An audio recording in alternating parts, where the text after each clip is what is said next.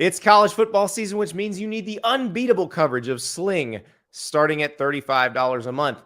Sling has all the big games on all the biggest channels like ESPN, ESPN2, ESPN3, SEC Network, ACC Network, Fox, Big Ten Network, Pac-12 Network, and the Longhorn Network, all for the best price.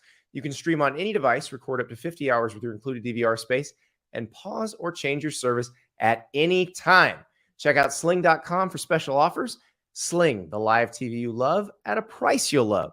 Try it today. Takes a snap. Troy sends 4. Bryce rolls left. Going to heave it deep, and it's not going to get there. It's caught by Christian Horn. He's around the outside, and it scores! He scores! App State wins! Holy mother meatballs! It's a touchdown for App State on a Hail Mary! Holy mother meatballs indeed. Welcome to the Andy Staples Show presented by Sling. Yeah, you watch College Game Day from Appalachian State. They almost lose to Troy. No, they win on that Hail Mary right there. And that would be your Sun Belt team that had an upset last week that survived this week, Ari Wasserman. Yeah, holy meatballs is going into my vocab, I think. Holy mother meatballs. Not holy mother meatballs. Holy mother meatballs. That's tomorrow when Britt asks me what I want for dinner. I'm going to say holy mother meatballs. That's exactly right. Golly. Yeah, I think like the theme of this week kind of was teams that got theirs last week struggling this week. Some advanced and won, some lost. I think 2 out of the 3 Sun Belt teams that were the victors in some major upsets 7 days ago lost, and then App State needed that Hail Mary, but boy, was that entertaining. Texas struggled with UTSA, and I think that even though Texas lost last week, we have to give them credit for a pretty awesome week against Alabama a week ago. But a lot happened in college football, and it's a shame because, like you text me earlier in the day, they really messed up the TV staggering of that schedule a little bit. I needed 6 TVs tonight. I needed 1 TV for most of the day. That's right. Don't do that, guys. Don't put a bunch of bad games on. Like, you knew Oklahoma, Nebraska was going to be. I don't care what the Sharps said. You knew that game was going to suck. Even Gus Johnson tapped out at halftime. Come on. Yeah, it's funny because most of the bets were, or the sharp money was on Nebraska. And I don't know what the reason for that was. Maybe it was a disrespect to Oklahoma's defense. Maybe it was just they had a feeling or an inkling it was going to be one of those grab-ass games where everything goes wrong. And the way that Nebraska started the game, it was like, oh, boy, here we go. Because, they started off hot. It got up 7-0, and, the crowd was into it. The players were, kind of had that look in their eye. And the next thing you know, it was 100-7. So maybe I honestly would have felt bad for Scott Frost if they would have won that game. That would have been the most hilarious. Did you see that one of the defensive players said after the game, he was asked about tackling, and he's like, I know it's not that good, but we've been tagging off for 4 years in practice. Like, the man's been gone for 5 days, and they're just throwing him right under the bus. Yeah, it went from that, or throwing up, 23 times a practice, to not hitting and practicing tackling enough in practice. I don't know which one it is, but all I know for sure is that whatever they're doing in practice is the wrong thing. So, that's another one of the programs that's in turn the page mode, and hopefully they can figure something out to give them some hope. And I think we're going to get to another program that's going to be in turn the page mode on this podcast too. But, I think it's good if you're an Oklahoma fan too, to, that was the most talented team they've played this year, and to see the offense do what it did. And it kind of just still looks like Oklahoma and what it was, under Lincoln Riley. It looks like Oklahoma that can tackle. Oklahoma that can tackle is an improvement. Lincoln Riley's teams could tackle. Yeah, so, hey, maybe there's an improvement there. But, seeing it with your own eyes, seeing that 11-point spread on the road against a team that, you struggled to beat a year ago. I don't think they covered the spread last year, and then just completely annihilate them, I think is an encouraging thing for Oklahoma fans who have also turned the page. So, maybe we're all just turning the page together this Saturday. We're going to talk about dominant wins because there were quite a few of those that I think were the story of Saturday. We got to talk about Texas A&M surviving Miami, Mario Cristobal trying to win with field goals, and Texas A&M actually getting in the end zone. Now, one of those was gifted to them by Miami, but still, Max Johnson looked a little more comfortable. But there's a dominant team I want to talk about, an undefeated team, a team that looked unstoppable today, frankly. And I speak, of course, of the 3-0 Kansas Jayhawks. Oh, yeah. Which destroyed Houston 48-30. Where Lance Leipold may just be getting airlifted into Nebraska or Auburn at some point. You must save this. Yeah, I mean, I think you could save this. Yeah, if you could save, Kansas is saved. They've already hit their team total win total for the year, which was 2.5. So is that already? Are they saved already? Well, yeah. I mean, this is already more than anybody expected. But I mean, Stuart Mandel again speaking it into existence, saying that Kansas would win 3 Big 12 games, and we're all like, no way. Now it's like, well, yeah, they could definitely do that. Maybe Stuart Mandel's just the rainmaker. Well, he also said Oklahoma would finish 7-5. That's probably when Kansas and Oklahoma face off in the Big 12 championship game. It's going to be Stewart being right versus Stewart being wrong. Yeah, do those two cancel each other out? He also said Texas would be 4-8. So Texas bouncing back from the Alabama loss, and it took a minute to get going against UTSA, but they did. But let's talk about the Jayhawks just for 1 second. 6.5 yards per carry. 6.5. That's the second time, I think, in as many weeks, too, that they were down 2 touchdowns early. Yeah. And you think, oh, boy, here comes the Kansas Jayhawks route. And the next thing you know, they're scoring 4 touchdowns in a row and taking control of the football game. So, I think that we've had this discussion in the past, and, there's really no reason why Kansas should be the far and away worst program in college football. There's other places that are situated in worse positions and, field respectable teams. They went to an Orange Bowl, as we all remember so fondly. Bangino, baby. The fact that they're 3-0, I think is great, and maybe shows you that the coach that's leading the way might have something to do with that. So, and it's so funny because we always say, if you're a head coach who's desirable, we had this discussion with Matt Campbell too. It's like, if somebody wants to hire you, strike when the iron is hot, maybe, instead of staying too long and losing that. Lance Leipold's 58. The iron's hot. If somebody wants him, now might be the only time. Could you be 3-0 and already kind of harness that next coaching candidate aura? How many? Let them enjoy this for a day. Is it possible? You're the one who brought up Nebraska land. I'm just going along with the conversation. I was joking. But that's not a real joke. That's probably one of the top 3 candidates on Nebraska's board right now. I know. If I'm Lance Leipold's agent, I'm like, if he can do that at Kansas, yeah. Imagine what he could do. One of these right here, I think. So, but how far into the season do you have to get at Kansas to be like, okay, he did it? He did it. But next week in a battle of undefeateds, as far as I know, we're recording this. It is almost 1 a.m. on the East Coast Sunday morning. USC and Fresno State are still locked in battle. But as far as I know, College Game Day has not announced its destination for next week yet. It has to be the battle of undefeateds, Kansas and Duke. It has to be. Well, there was a trivia question, and I didn't stick around to see the answer to it, and maybe you know it because you're the knower of all things, but there are 6 or 7 Power 5 schools that Game Day has never been to. And I would assume those are 2 of them. Although, Kansas, I don't know. Kansas 07 were really good. It's tricky because was there a marquee Duke game 8 years ago that I'm forgetting about? That's certainly possible. But they did win the Coastal in 2013, but I don't think so either. By the way, the Iowa-Nevada game, as we speak, is about to restart in the third quarter. Basically, Iowa scored 2 touchdowns, and God said, I've had enough. I've seen enough. Can somebody just give our boy Scott Docterman a hug, just one of those gentle but firm hugs? He needs a case of 5-hour energy at this point. Yeah, this guy's been through the ringer the last few weeks. So, it's funny. We were joking about this on text, but Iowa scores 2 offensive touchdowns, and God's like, okay, let's bring in the lightning. We're done. We're done here.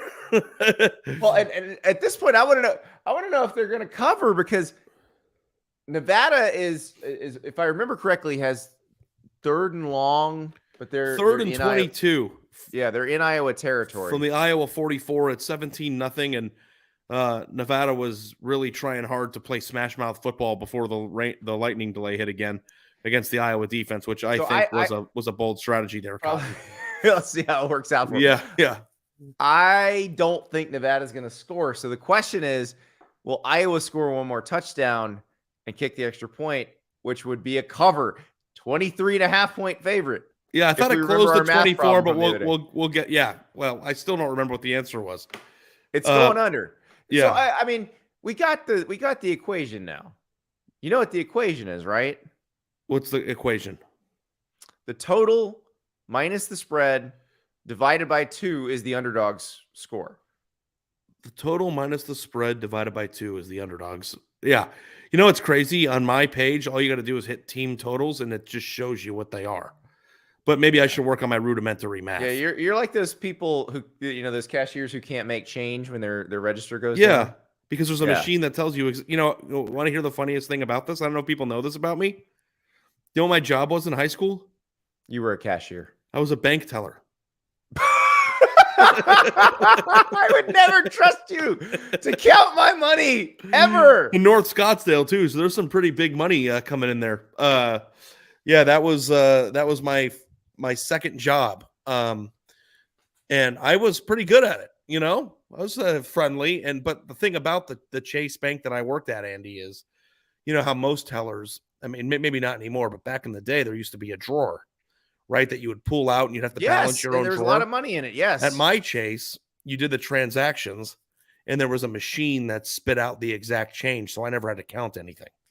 Of course. So maybe that's probably the problem. But because you probably would have been fired if you had to count. Yeah. But so we'll see. This game might end while we're on the air. Maybe. I don't know. Poor Scott Docterman may just. He may be doing the Tuesday show from Kinnick Stadium. It's just possible at this point. Yeah, let's just see if Iowa can. Do you think Kirk Ferentz is going to try to, put another one in here, or do you think maybe he's just like, let's get out of here? It's been a long night. We got our 2 offensive touchdowns for the week. The problem is solved. We're ready to go. Or are we in for some more fireworks through the air in Iowa City? I am not sure about that. I am really not sure about that. And if I sounded really terrible just now, I hope I haven't sounded terrible for the last 12, 13 minutes, but my mic is fixed. So you seem fine. You're welcome. Okay, yeah. Good. Yeah. So this is going to be one of those shows where we talk about these big games, big results, but the scores were fairly lopsided in some of these games. Yes. And so Georgia crushes South Carolina, and you texted me and said, "Is Georgia number 1?" And I'm like, "Is that even a question? Like, why yeah, I guess maybe it's not. Maybe they're not. Maybe it's not a debate." Yeah, I mean they are number 1 based on everything we've seen this season, and especially there's another lopsided score from Saturday that feeds into that. Now I realize transitive property, all that. We don't really need to get into that too much, but BYU looked good last week against Baylor. They looked good against USF, which looked really good against Florida on Saturday night. Oregon destroyed BYU. Same Oregon team that Georgia destroyed. Yeah, I think too with transitive property, the thing that's so hard to kind of buy into it is that teams only have so much in the tank from a week to week basis. That was a really, really hard fought game, last week with Baylor, and to come back out and do it again a week later, I think is a very difficult thing, which is why I think you saw a lot of the hangovers from the teams that won exciting games a week ago, Yeah, I think you're right about that. But, it's Oregon kind of did today to BYU almost what Georgia did to Oregon. Yeah, and it was interesting to watch because Bo Nix looked good. And, we've been waiting for that. That is the Bo Nix that we know, right? 1 week No, he's that's electric. the good Bo. We've seen good Bo. Okay, I got you. Good well, Bo, 1 week, the dichotomy of Bo Nix. Yes. Yeah. We got Charlie, by the way, in the chat, Ari is trying his hardest to talk down UGA. Nobody is talking down UGA. Stop trying to get your Could you feelings imagine hurt. being a Georgia fan Who and can winning watch any of their games and think that there's any deficiency to talk about? The only thing I said was, are they 100% number one against the Alabama team that makes the national title game every year? Like, can you imagine being an Alabama fan, a Georgia fan, and winning the national championship the way that they did last year and looking as awesome as they are so far this year, and then going on the internet accusing people of having some sort of bias against your team? Like, Mr. Charlie Stars says he was matter. doing a bit. Yeah, sure. Backtrack it. Walk it back now, Charlie. Yeah, Walk it okay, back. maybe he was doing a bit. I don't know, but I'm like, Mr. Recruiting is where I worship the Lord, and the team won the national championship. Yeah, I'm a real big Georgia hater. It's just funny. I mean, they looked awesome. Stetson Bennett, this is the Stetson Bennett flu game. He threw a touchdown pass and puked. He's not feeling good. He's taking oxygen, but he looked so smooth. And look, South Carolina might not be the best team in the world. They might not be the best team in the SEC, but they're somewhat competent, and Georgia made them look foolish. And that is the same thing Georgia did to Oregon, the exact which looked same amazing today. That Georgia had when they played Arkansas last year. Remember when we tried to talk up Arkansas in that game? Like, this is going to be the week that, we really find out how good Arkansas is. They're sneaky talented. Sam Pittman's really got them headed in the right direction. They played Georgia, and then their life got crushed. Like, the soul just gets sucked out of your body. And you saw the question that a reporter asked Shane Beamer after the game, I assume. Yeah. He goes, was there any quit in the team? And I guess it's an annual tradition. Every time South Carolina gets their butts kicked by Georgia, Shane Beamer has a quote to remember. Because remember, last year they have 5-star guys everywhere. Like, remember that when he melted? Yeah. So every year we get a quick Shane Beamer gem, but it's just kind of one of those things of, like, Georgia is a juggernaut, and teams that, if their defense is going to play like the way that they play, and their offense and Stetson Bennett are much improved from a year ago, then they're the favorite to win the national championship.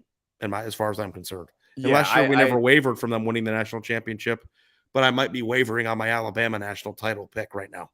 Yeah, see, I don't care about the rankings right now. Like, none of this bothers me. It's purely for entertainment purposes. If you hear people saying, the preseason rankings determine what happens rest, no, they don't. You haven't paid any attention to history at all. It's just for entertainment purposes. But yeah, if you're going by what's happened this season, Georgia's number one.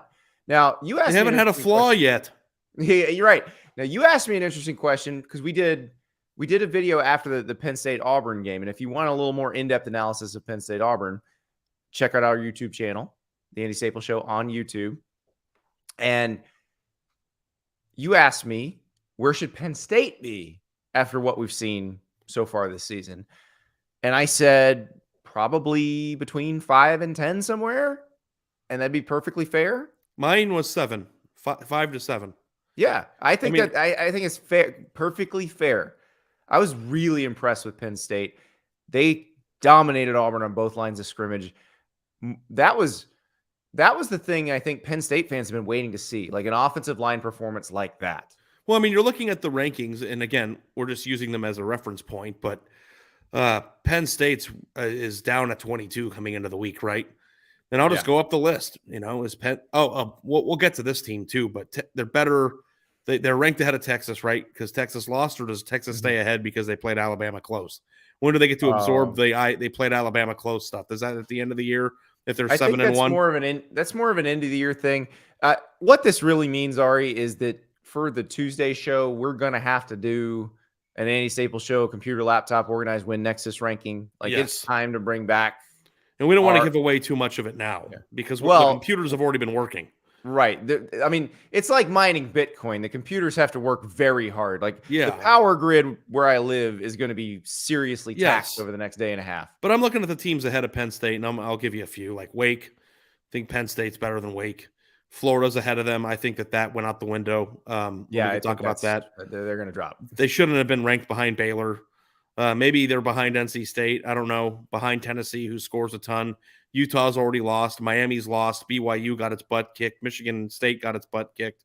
Arkansas Had a pretty close game with Missouri State at home. Bobby P coming back to Fayetteville, baby. Kentucky at number 9 struggled for a half of football with Youngstown State. Here's the interesting one. Like, where do you put USC?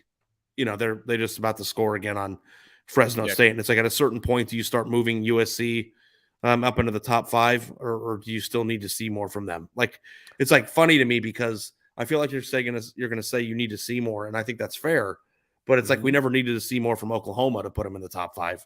So, like, what's the distinction between Oklahoma and USC right now if they're similar teams? We've seen it from Oklahoma over and over. So why isn't USC not harness that? Why would they? Because their coach is the coach that led that other team. Okay, great. Beat some Power 5 teams. Literally, let's talk. If Nick Saban got hired by Michigan State tomorrow again, you would harness Nick Saban being their coach. Beat some Power 5 teams. Like Oregon State's actually really good.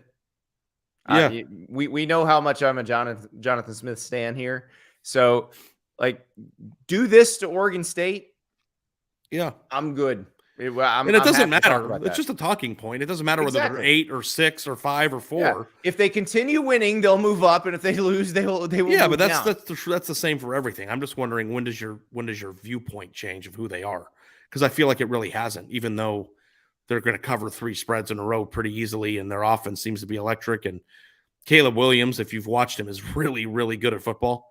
Yes. And I know you knew that last year, but he's like a polished version of last year now. He's a better version of last year, and I would argue he's got some more top-end talent around him. I think it's possible that by the end of the year, Caleb Williams will be in the same discussion with Bryce Young and CJ Stroud. Like, I think he's that good. I think that's fair, and I also think his ceiling is probably higher than both. Maybe, I don't feel like I'm going out on a limb on that. Well, he's more athletic than CJ Stroud, but he's got a bigger arm than Bryce Young, right? Correct. So, he's kind of the marriage of the two, if that makes sense. Yeah. Like the best traits of those two put together. Yeah. So, I know that we have a friendly wager. I don't know how to tell you this. If it's lightning again, I'm going to bed. I honestly can't handle it. Remaining in the third quarter. Yet another lightning. There are some diehards still hanging out at Kinnick Stadium. They are leaving. I mean, I think they're being forced to leave for their safety, but they are leaving. At what point do they just like call it? Like, is there? I think we may be at that point. It is 12:03 a.m. Central Time, so 12:03 a.m. their time. We all know Nevada's not going to score, so you could just call it now. I mean, now just wondering if they were chances of more points at all in this game are actually fairly slim. Like, that would be a great live bet if when this game resumes at 5 a.m. I'll pull up the live bet right now. I think that I was looking at it the other day, the other minute, and yeah, Iowa's minus 21 now. Oh, so they think they might. No faith in the Hawkeyes to get back in the end zone. Yeah. I don't. I think that everybody knows we're in wind it down mode, but just asking for a friend and no interest of my own, really. But if they were to call the game, what happens to the people who took the points? Like, do they get the money, or like, how does that work? I don't know. I would assume. I mean, the live stuff. If like a first half bet would have to pay, but I would assume that everything just negates if it's a full game bet. Yeah, probably. It's a no con. What do they call it? Well, here's the thing. No contest for their purposes. It's probably going to give Iowa. Nevada isn't scoring. Okay. Yeah. We already know Iowa's defense is awesome, and their offense is fixed. What else do we need to play these remaining 2 quarters for? Fixed. I love that. It's all good now. Doyce says he bet the under. Do you think I win? I think you won. You're right. Whether or not you'll get paid. Right. I think you were going to win. You were going to win. Yeah. I mean, what if you had Nevada plus 24.5? Were you going to win that bet? Is it bad that I'm really excited for Iowa at Rutgers next week? Like, really excited? I told you, I don't know if I told you on the show or if I told you in a text, but I think that Iowa is some of the most compelling television in college football this year. I'm so pumped for that game. I was in front of my computer with the game on the second it started today. Yeah, this is going to be a blast. Like, because Rutgers looks very competent, and I mean, I don't think they Rutgers is could going to some score. points. You don't think they will score at all? I think that when they play Iowa's defense, they're going to look less competent. I think Rutgers is better than everyone. Iowa. Yeah, Well, no, I don't know if they're better than know. Iowa State. They're probably not better than Iowa State. Yeah, I mean, Iowa's defense is just nasty. But do you want to talk about the Big Ten team that really got my feathers going today, or what? Yeah, let's do it. Penn State. Penn State looked very good. Auburn looked very bad. We have to get into this a little bit, right? I mean, we have to. Absolutely. So which side do you want to start on? The exciting side or the world is ending side? Let's start with the good news. Let's start with the Nittany Lions, who had the game that their fans have wanted to see for a long time. I think I said when we talked earlier, I think it was the 2017 whiteout game against Michigan was the last time I remember them being this dominant against a decent team. And Auburn isn't that good. We think Auburn's a middle of the pack to possibly lower than that SEC team. But Auburn has athletes, and Penn State looked like it had better athletes and was dominant on both lines. Is that the most encouraging thing if you're a Penn State fan? The fact that you lined up against an SEC school that ranks in the top 20 in the composite rankings and just had better athletes across the board. To me, it's just like people are going to say, they're in a bad situation right now. Their coach is gone after this year. You know, they haven't won a Power 5 game in 4 games. Their older players were recruited by Gus Malzahn. They have good, like Derek Hall can play for anybody. Owen Pappoe can play for anybody. Tank Bigsby can play for anybody. Like, they got some dudes at Auburn, and Penn State made them all look really bad today. Yeah, I mean, honestly speaking, people are going to try to discount that win because Auburn isn't very good, right? And I think that there's a certain level of, okay, that makes sense. But you can't take away the positive things about this. They went on the road. They played a team that has enough talent to win and beat the crap out of them physically for 4 quarters. Yeah. So, this is not the type of Penn State win that these fans have been waiting for. And, even like we're 2.5 weeks removed from that Purdue game that they almost lost. And we were talking about how Purdue moved them around in the trenches. Not today, not on Saturday. I mean, they really physically dominated that game. You said Sean Clifford looks smoother than he did early. He looked very in command. And I would not say that about him in most of their games that I've watched in the last 2 years. He was in command because his entire team was manhandling the opponent. Yeah, because every time he handed off, they were gaining 6 yards. Now, I texted you during the game, and I said, if I had told you on Friday that Drew Aller would be playing in the 4th quarter of Penn State Auburn, what would you have told me? That either Sean Clifford got hurt or aggravated that injury that he had a few weeks ago, or that Penn State was in desperation mode and needed somebody to get a first down for them. Yeah. I think blowout of epic proportions would not have been my guess. No, would not. Especially would not in a game that had a 3-point spread. Right. Yeah. And maybe it should have been, but, that's 2 years in a row now. You got Penn State.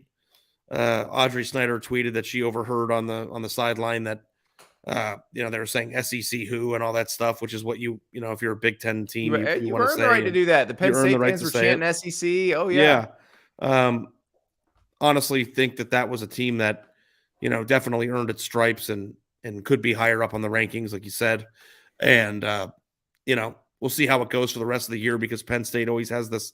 Like next week, I'd be on high alert because Penn State has this tendency, at least from what I remember, to play tough physical games or come off big wins and the next week look awful.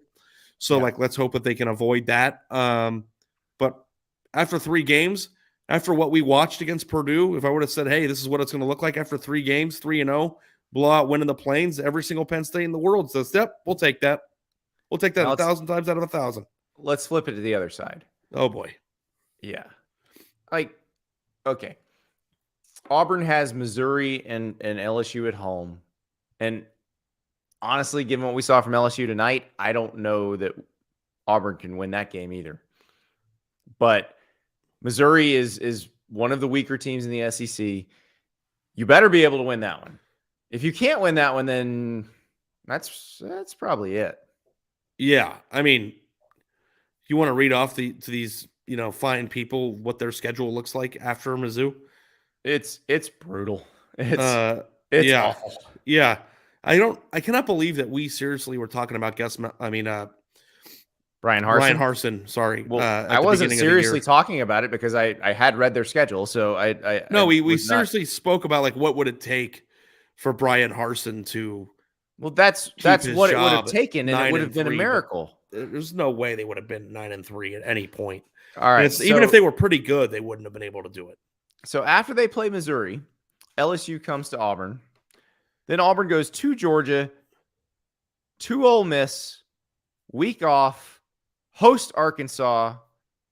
They go to Starkville. Then Texas A&M shows up. Somebody on the live stream when we brutal. talked about it on YouTube after the game, we went 10 minutes on YouTube and somebody asked what's the over-under on their season total, and they said 6.5. And both Andy and I, without hesitation, were like under. It's not even, I don't even know if it's going to be close. They might, BSE just said in the chat here 4 wins. I think that's reasonable. Given the schedule, yes, and we'll see how they respond to this. But yeah, I mean, look, if they lose to Missouri, just get it over with, write his check, and be done with it. And then if there's a losing streak at any point, and it looks like they're about to fall off the cliff, just do it. Yeah, you're gonna hire an AD. That person's gonna hire a coach. Start to give some hope, and then also you'll have coaches out recruiting, and you can kind of direct them what you want them to do because they're still taking checks, and basically start recruiting differently. You have to recruit differently. What you have to do is you have to recruit to Auburn. You got to recruit to what people would want to do or experience at Auburn and what's made that place special. Right, and then hire the person who will continue to recruit like that and continue to go after. You have to go after the same players as Nick Saban and Kirby Smart. Like that's what Florida's trying to do with Billy Napier. We'll get to that in a minute because that's kind of not going so great right now. But you have to do that, or you have no shot. So that's what they've got to figure out. There's another blowout I want to talk about, though, involving a Big Ten East team. This time, the Big Ten East team was on the business end of it. Michigan State went to Seattle and got smoked by Washington. It does my heart so good to see Michael Penix Jr. finally healthy and having success. He looked awesome against the Spartans. Well, I mean, I have to come out and just flat out say I was wrong. I mean, I was too. I we was both very said, wrong. What's up with this line? I thought Michigan State's going to win. I mean, that wasn't just like, the games play out in a weird way sometimes. That was like, you're freaking wrong. Yeah. So, I will take accountability for that. That was I misidentified what that team was this year. And, I don't know if it's just me, but like, I feel like sometimes when I watch Michigan State play, I feel like it's playing back at 0.75 speed, on YouTube, when you're watching how you can change the playback speed. When I watch Michigan State, it's just like everything is just so slow, and it just, I know that Mel Tucker is trying to change that, right? Through the way that he's recruiting I think and bringing those the athletes, conversation we just had about what Auburn needs to do is what Mel Tucker's trying to do at Michigan State. And it's not easy. And it doesn't happen overnight. So, but I will say Kalen DeBoer has come in and recharged that Washington program, which was in a bad place under Jimmy Lake. Yep. And they look confident, physical. Like you always expected Washington to be good on the line of scrimmage. I think Chris Peterson did a great job of establishing that they could always get good talent on the line. They didn't look like that last year.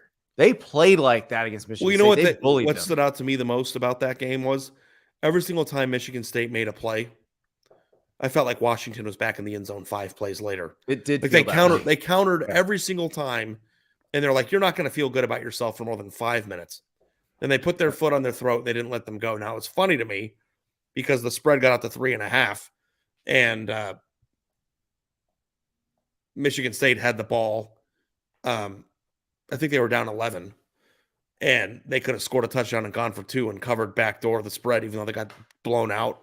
And then Washington, put the kibosh on that really quickly. But, big hats off to that Washington program that, I've always thought should be better than it is. And, they had a lot of recruiting misses last few years and the last few cycles and players that are in their state. But that's kind of the product that you're hoping to see out of that team. Today was a bad day to be the visitor in the Pacific Northwest. Yeah. It really was. Yeah. Yeah. It Washington definitely State won handling. Now, that was a little bit easy. They had Colorado State, which is not a very good team, but Oregon State playing an FCS team. Like, I'm excited to see Oregon State against USC next week. Now, USC just scored another touchdown, so it's 35-17 against Fresno State. I am excited to see Oregon State against USC, though. And it may be you're right that USC has just moved beyond the bulk of the Pac-12. But that Oregon team you saw today, if they wind up playing USC, playing the way they played today, how you feel about that? That feels I think like USC is going to score 45 points a game this year, no matter who they play. Well, you might be right. So if that happens, then, they could lose 52-45, Yeah. I'm not saying they're going to go undefeated. We'll also have Oregon, Washington State next week. Like, conference play gets really real. Oklahoma has K-State, which is everybody's trendy Big 12 champion pick. They lost to Tulane on Saturday. Yes, we got to talk about that for at least a minute. Yeah, because there were a few. I mean, Old Dominion too. Almost swept the Virginia schools this year. Yeah, they almost won the state title. And they kind of gave it up at the end. But I don't know where I was going with that. But it's a weird sport, Andy. I don't know what to tell you. I don't know how to describe that. It's just a weird sport, man. Well, it is, and it's gonna be fun as we get into conference play. And I think we saw some of that today. The Kansas State thing is insane. Like, every single person had Kansas State. I mean, and they still might. Like, yeah, I mean, it doesn't count towards their conference record, but like, man, come on. Didn't Iowa State lost to the Raging Cajuns the same year they wound up playing for the Big 12 title? That's right. That's right. So, I'm just saying, like, the way that we viewed Kansas State isn't supposed to be. That's not supposed to be the result of that team that we think they are. Now, maybe they'll turn it on, and one of the commenters here just said that they're peeking ahead to next week because they're playing Oklahoma, and I guess that's probably the case. But I mean, it's just, that'll be a fun game to watch too. I know that Kansas State lost, but I'm very excited to watch that game as well. Yeah, Kansas State, Oklahoma next weekend. It's going to be great, and we got a little preview of what a lot of these conference games that we're going to be flooded with starting next week in that Mississippi State LSU game, which I thought early it felt like Mississippi State was going to dominate that game, and then LSU realized, oh, they cannot block us. What does Mississippi State have to do to reach their potential, Andy? What is their potential? 10, 11 wins. So they need receivers who can break tackles and get yak yards in that offense. That's the differentiating factor. They don't have that right now, and they need to block better. Like, I don't know if Charles Cross was still there, would it be any better? But LSU was living in the backfield. I mean, probably. And Will Rogers was running. Would have been a little bit better. A little bit, but I don't know. I mean, they weren't all going around the left tackle, Ari. There were 4 other offensive linemen. So yeah, no, I know, but you add that guy back into the mix, and that's a nice little Band-Aid at least. But they're always so sneaky athletic, and we saw that last week when they beat the crap out of Arizona. And it's just like, to me, it's Mississippi State fans always get all excited, and they just always lose these games that they shouldn't lose to the helmet games. Yeah. It's like, when are they going to not crumble in the helmet games? I don't know. Mississippi State's a better team than LSU this year, right? I don't know if they are. I mean, not anymore after today, but coming in, if I would ask you yesterday, LSU has gotten better over time because and Jay Titans 04 special teams did kill Mississippi State. Like, if they don't muff that punt and gift LSU that, but I thought Jaden Daniels looked really good down the stretch. Yeah, I did not expect that from him when he transferred to LSU, and you had that nice drive at the end of the Florida State game, but I didn't think he was particularly lighting the world on fire against Florida State. The Southern game, there's really nothing you can take from that. Brian Kelly deserves some sort of benefit of the doubt in terms of getting a lot out of his players. So, maybe that's right. But, it seemed to me that, like you said, that LSU was just more athletic and more menacing on the lines. And as you know, in the SEC, that's going to win ball games. So Well, and Harold Perkins, the freshman linebacker, who is well as a 5-star guy, Harold Perkins. I know who he is. Yeah, I was kidding. He was all over the place. Yeah, no, it's crazy how that works out, isn't it? We did our SEC team draft I did that with the beat writers from the SEC teams earlier in the season, Mm-hmm. and I picked Harold Perkins on my team, and they're like, "Oh, you picked a backup." I'm like, "Not for long, baby." Yeah. Was Malachi Starks a backup too? For Georgia or no, he was not. He was picked pretty early. He was picked very early. So, yeah, there's some really good freshmen out there. But that was a fun game. Elsewhere in the SEC, the Swamp was not a happy place, even though Florida emerged victorious. We really messed up with the Anthony Richardson hype after the first week. I mean, I look like a clown. Like I need to get one of those. I do too. I'm with one of those. Oh, the nose? Yes. Yeah, yes. I'm going to do one of these. If you want to talk about Florida right now, I'll just do one of these. Yeah. We said Cam Newton, dude. We did. That was a mistake. Mistakes were made. Did I pull you down into the wave or the fiery pit of Ari Wasserman hyperbole? I spent all off season hearing that this guy is the most amazing athlete, and you'd seen little flashes of it. So thought, okay, maybe. And when he throws the ball, it looks beautiful, but the decision making is not great. Their best bet offensively is when they get hot running the ball. They have a decent offensive line, and Johnson and Etienne can run the ball a little bit. But USF, like, that's troubling that they gave up that many rushing yards to USF. Yeah, I mean, they almost lost that game. Yeah, well, they should have. So USF, that was a great kick, by the way, for how terrible that snap unbelievable. Was. But the play before that, with the bad snap that forced that kick to be that long, because even with that terrible hold, the way he kicked that ball, if they'd been where they would have been closer without the bad snap, it would have gone in. Yeah, I mean, he kicked that ball. The ball wasn't even upright. Tell people the scenario, and then we'll describe what happened there. The snap is good, but the holder drops it. The ball is laying oblong on the ground. The holder was almost parallel to the ground. Right. The holder begins to pick it up, but it does not have it up. And he just gets his foot under it. And it just line drives toward the uprights. And it was on track. And then it just kind of curved. It's because it wasn't even like it wasn't end over end even. It was like it was parallel to the ground. Yeah. In the play before, they snapped the ball low and it got past quarterback and went 10 yards, and they had to fall on it and got him. Yeah, Gary Bohannon basically had to play shortstop, and it short hopped him, and he couldn't corral it. That was it's just like it always stinks when those types of plays happen to teams that are bidding for an upset at the worst possible time. Speaking of games that I felt like there's so many chances for the losing team to get back in and pull off a shocker. Cal at Notre Dame. Mm-hmm. Marcus Freeman has a win now as Notre Dame's coach. He's now 1-3 all time as Notre Dame's coach. But man, did he have to work for it? Yeah, I mean, there was a time where I thought he was going to be 0-3 this year. Well, Cal controlled the first half. That Notre Dame's offense looked hideous for the first quarter and most of the second. Drew Pine, I thought, had a good second half. I thought he looked much better and much more in control. And maybe that's what it took. Maybe he just needed some time to settle down and realize, this is what I need. I'm going to throw to Michael Mayer. That's how we're going to get this done. But it was a tough watch. Now, the Notre Dame defense, I thought, played really well for most of the second half. Isaiah Foskey had a big sack late in the fourth quarter, but they had a Hail Mary to tie the game. And the ball actually landed in a Cal receiver's hands in the end zone. Yeah. And he dropped it. I thought he had it.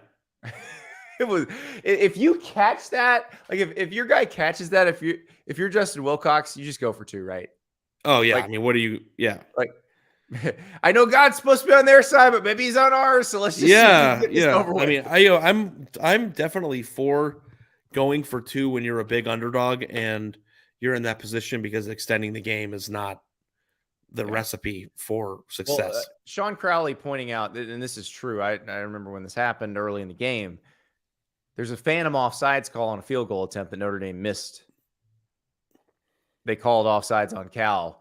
Video didn't show anybody offsides, and Notre Dame gets the ball back. It gives them a first down. They score. So yeah, I'm curious how the Notre Dame fans feel about this. I'm sure they're happy to get a win, but I don't think they're particularly happy about this. Is sort of like the Florida. I'm sure Florida and Notre Dame fans are probably in the same place right now. Like, yeah, they won, but not looking forward to what happens next. Notre Dame has North Carolina and Florida has Tennessee. So there going to be a lot of points scored next week in games involving those teams.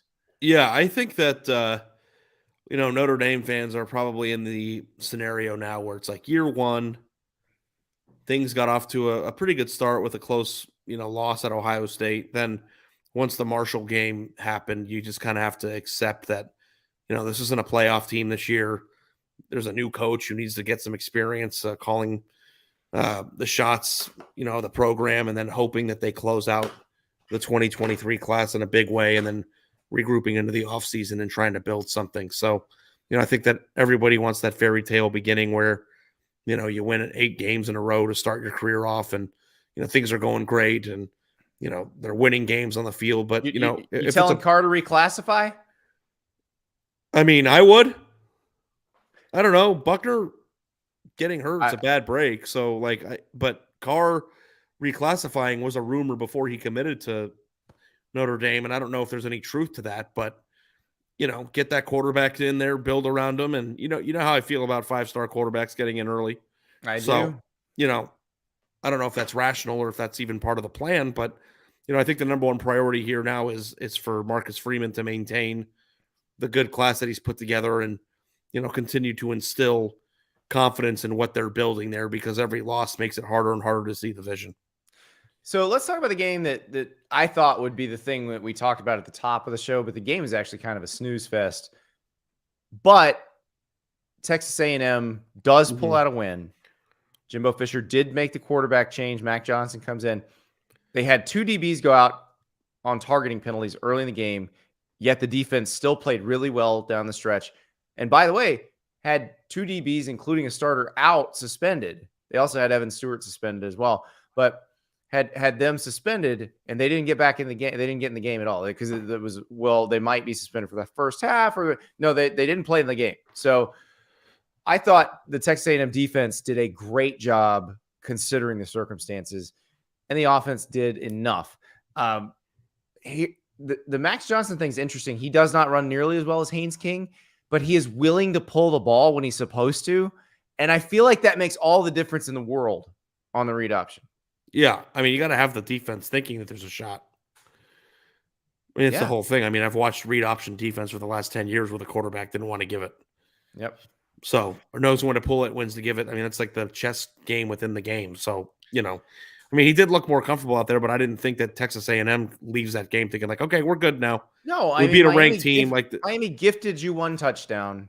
They couldn't score. 17-9. The most boring offensive performance I've ever seen. Well, yeah.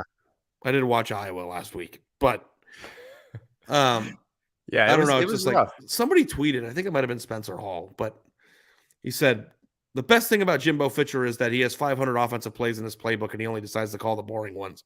Right. It's he talked about it in terms of going to a concert. Like you want him to play the cool songs, but he's going to play the stuff from his new album. Play the hits. Yeah. The new he's album. only playing stuff from his new album. So yeah, that's funny. Now, That's funny. You think it's his new album, huh? I would say that he's just playing the classics, but people it's probably it's probably the deep cuts from the old album. Yeah. I really love this one, especially the version with the 19-minute bass solo. Yeah.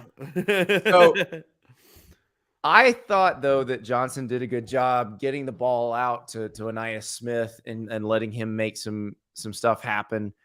So I am much more confident about their offense going forward than I was last week. I had somebody on Twitter, I told you we were going to go 1-5. I said 1-5 was a possibility. I didn't say it was going to happen.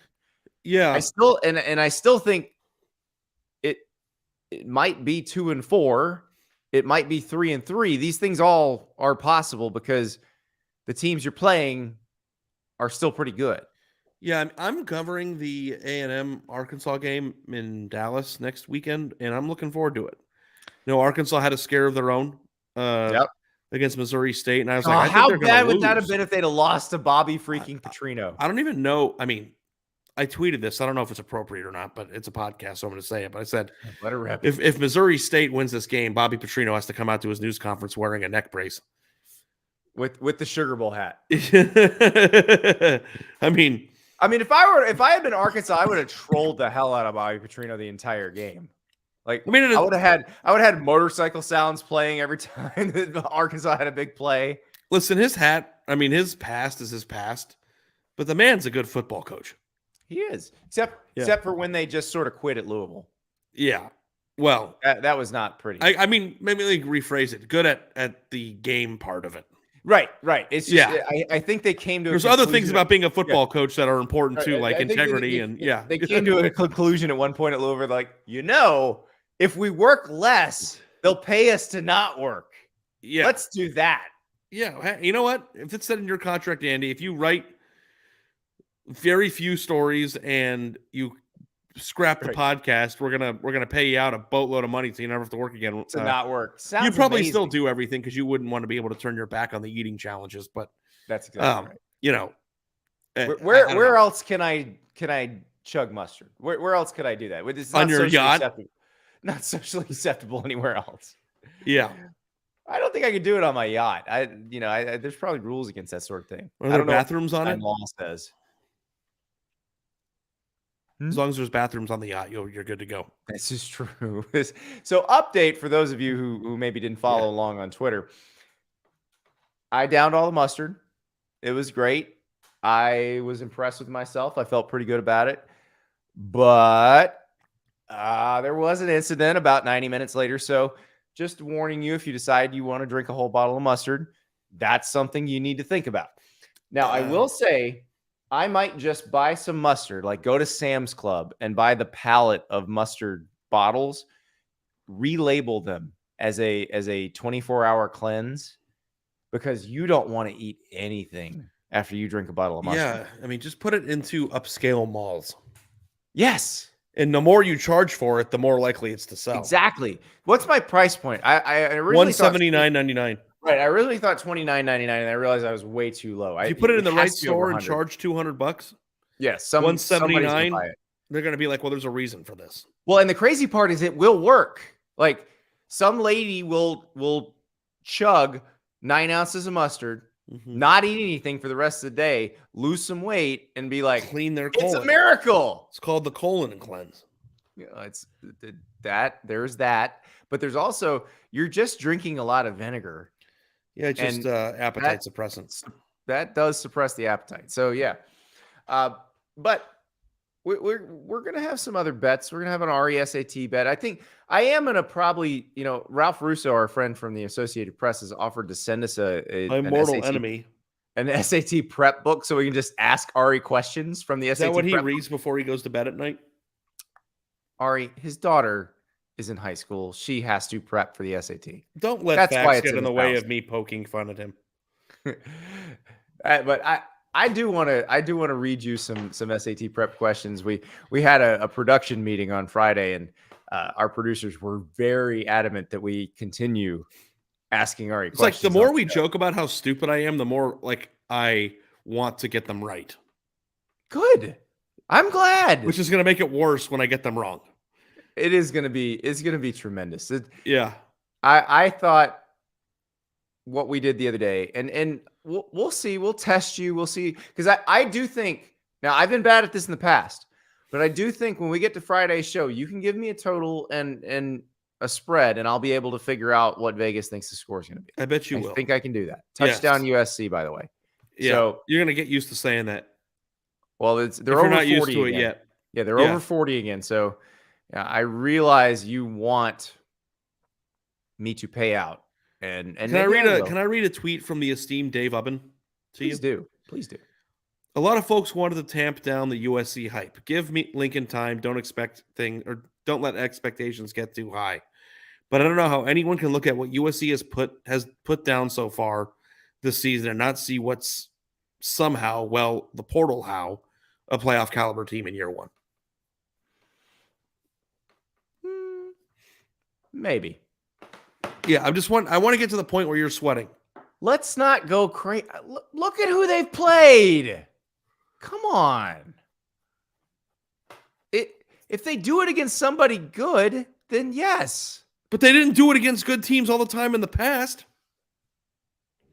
They as in USC? Yeah.